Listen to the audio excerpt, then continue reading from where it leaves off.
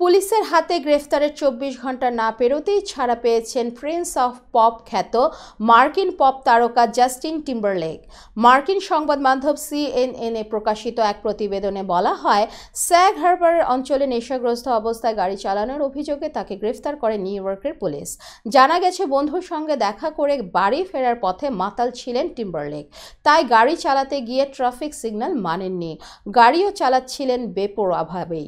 Police টিম্বারলেককে নেশাগ্রস্ত অবস্থায় গ্রেফতার করেন। এ সময় গায়কের চোখ অস্বাভাবিক লাল আর নিঃশ্বাসে অ্যালকোহলের তীব্র গন্ধ পায় পুলিশ।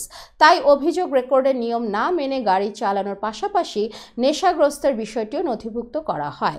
কর্তব্যরত পুলিশ জানায়, টিম্বারলেকের এ ঘটনায় কোনো হতাহতের ঘটনা ঘটেনি, তবে নিয়ম না মেনে নেশাগ্রস্ত হয়ে গাড়ি চালানোর অপরাধে তাকে গ্রেফতারের পর ব্রেথলাইজার পরীক্ষার নির্দেশ দেওয়া হয়, কিন্তু গায়ক সে টেস্ট করতে প্রথমে রাজি হননি।